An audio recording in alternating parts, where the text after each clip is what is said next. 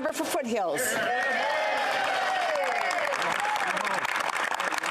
The Prime Minister likes to say that he takes foreign interference in our elections seriously, but in fact, he's embraced it.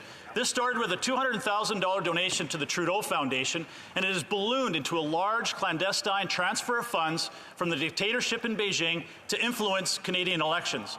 The Prime Minister has known about Beijing's influence in 2 federal elections in Canada, and he's done nothing about it. Will the Prime Minister please explain why he has allowed Beijing's influence into Canadian elections to escalate? The Honourable Parliamentary Secretary to the Minister of Intergovernmental Affairs, Infrastructure and Communities. Madam Speaker, just because the Conservatives continue to repeat this narrative doesn't actually make it true. We have taken the issue of foreign interference incredibly seriously since we formed government. In fact, foreign interference was raised when the Leader of the Opposition was the minister responsible. But what did they do, Madam Speaker?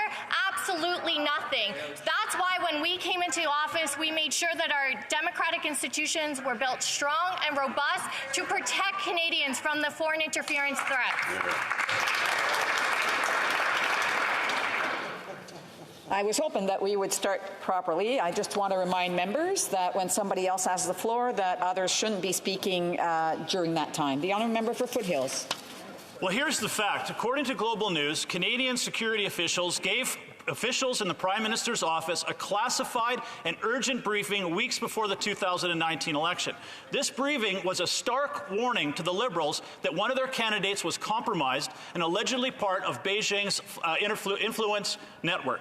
The Prime Minister did nothing. In fact, this candidate was still allowed to run, despite those stark warnings. Can the Prime Minister say who that candidate was, and is he a member of his current cabinet or caucus? The Honourable Parliamentary Secretary. Madam Speaker, I've outlined numerous occasions all of the measures that we have continued to take to address the issues of foreign interference. But let me introduce a fact to that honourable member. It was just this week that the Leader of the Opposition said, quote, "Of course the previous Conservative government did nothing about foreign interference because it was not to its partisan advantage to do anything about it."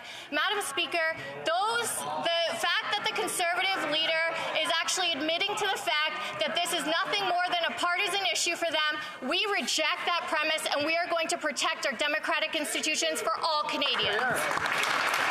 Once again, there are individuals who are speaking who shouldn't be speaking because I didn't recognize them. I'm sure that they would want to hear the answer because we know that there's going to be a follow-up question. The honourable member for Foothills.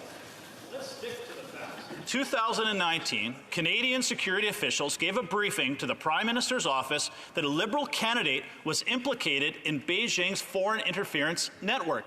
And yet the Prime Minister turned a blind eye to potential interference in the federal election. And even yesterday, Canadian security officials said everyone plays a key role in protecting Canada's democracy from foreign interference, including the Prime Minister. So will the Prime Minister unveil who in his office was briefed about a compromised Liberal candidate, and will he unmuzzle his Chief of Staff and let her testify at the committee? The Honourable Parliamentary Secretary. Madam Speaker, I'm really glad the member opposite raised the fact that everyone has a responsibility to deal with foreign interference. I want to ask that the Leader of the Opposition actually unmuzzle himself and talk about the fact that he has his own caucus members involved and meeting with far-right organizations, that CSIS has warned that domestic foreign interference in our elections is a very real threat. Will the members opposite, will the opposition leader become unmuzzled and actually to condemn his front bench today?